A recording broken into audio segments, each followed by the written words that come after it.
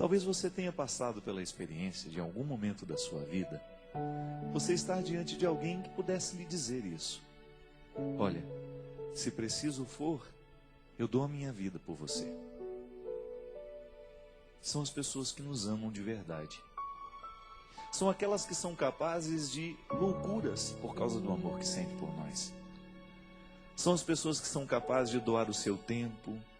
São aquelas pessoas que são capazes de mudar o jeito de ser, de transformar alguma coisa dentro do coração por causa do outro.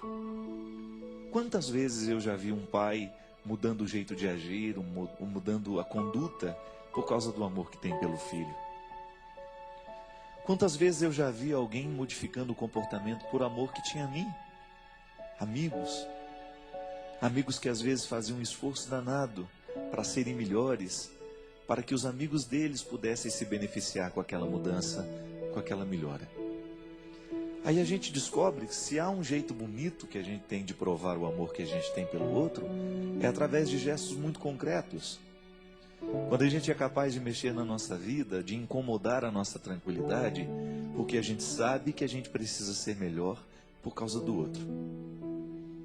Por isso, cada vez mais eu me convenço que quanto mais a gente ama, mais aprimorado a gente fica. Porque o amor que a gente sente pelo outro é uma matéria que nos desinstala para a gente ser melhor.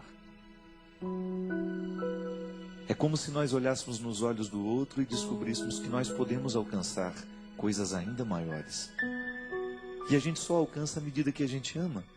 Porque amor é uma intervenção divina na vida humana que nos transforma para melhores. Diferente do ódio, né?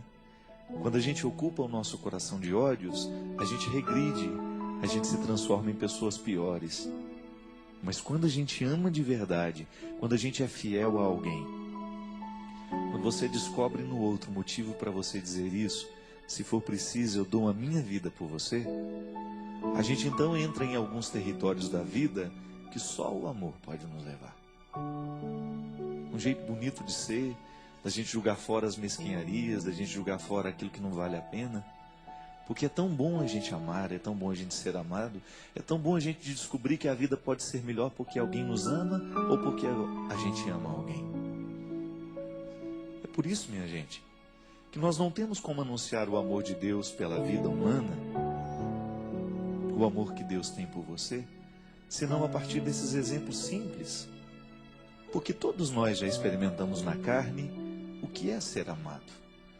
Ainda que você possa dizer, padre, eu não sou tão amado assim na vida. Mas em algum momento alguém teve predileção por você. Em algum momento você teve predileção por alguém. Ser predileto de alguém é tão especial, é tão bonito, engrandece o coração de quem sente a predileção e daquele que é predileto.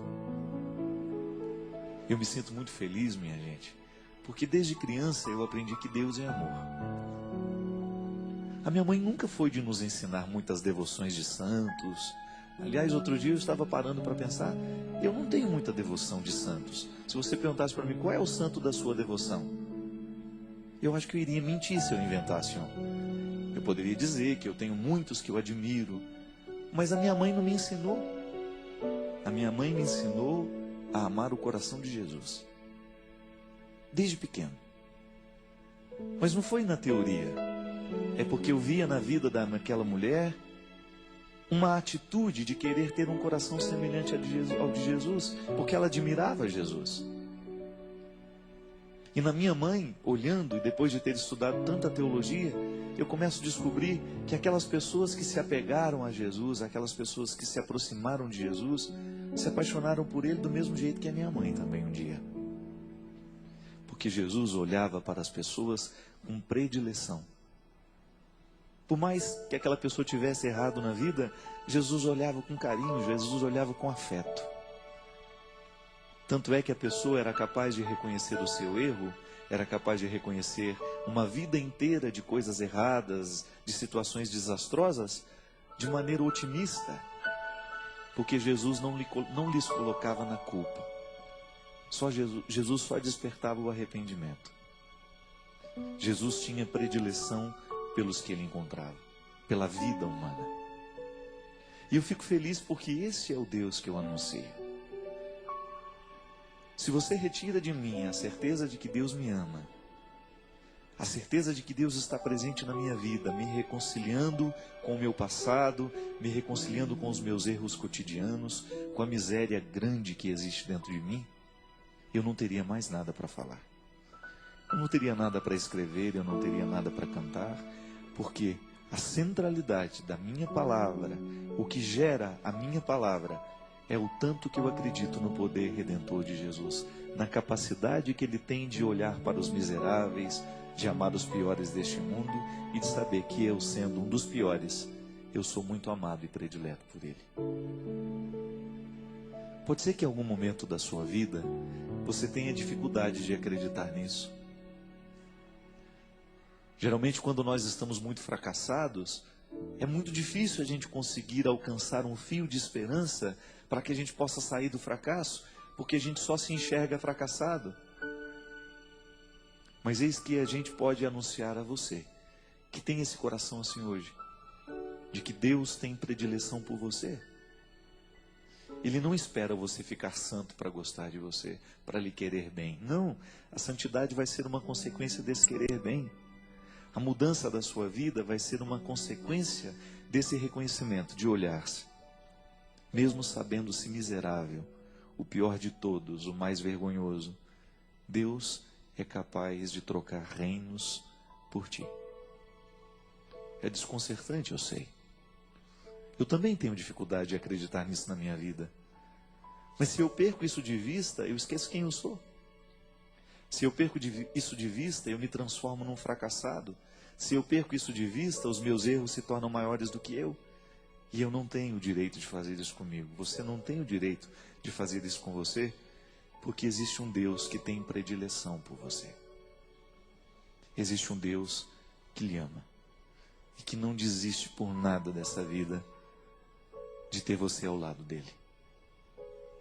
Eu acho que no coração dos discípulos, gente, devia existir uma santa vaidade, né? De estar ao lado de Jesus. Você já imaginou que beleza poder estar ao lado de Jesus, andar com Ele, ver fazer tudo o que Ele fez, participar dos grandes milagres da vida de Jesus? Imagina o que aquilo foi para o coração dos discípulos. Mas Jesus sabia que aquilo não bastava. O que ia segurar o coração deles era depois da morte, no momento em que eles não tivessem mais aquela presença ao lado, e mesmo assim eles precisassem colocar diante deles a certeza de que o Cristo continuaria movendo a vida deles mesmo depois da morte. E o único jeito que um discípulo, que um apóstolo tem de continuar no tempo, sem desistir, é ele se recordando do quanto Jesus amava. O amor é que encoraja a gente continuar dando o testemunho da ressurreição. Aquele que me amou, aquele que me envolveu, aquele que me envolve o tempo todo, me leva a estar aqui hoje, a olhar para você, para lhe desafiar a encontrá-lo também. Deus é capaz de trocar reinos por ti. Abre mares para que possas atravessar. E se preciso fosse, daria novamente a vida por ti.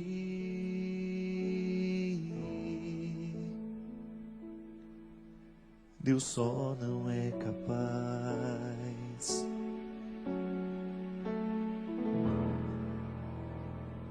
de deixar de te amar. Esse é o programa Direção Espiritual. Hoje, começando anunciando que Deus nos ama. E que, portanto, qualquer mudança que tiver que acontecer na nossa vida, terá que nascer como uma resposta amorosa, não outra coisa. Não é uma obrigação. Não transforme a sua religião num código de obrigações, não. Deus não se alegra com a obrigação cumprida. Deus se alegra com aquele coração que foi tocado pela sua misericórdia. E assim, nesse toque, a partir dele, descobre um jeito bonito de viver. É isso que é religião.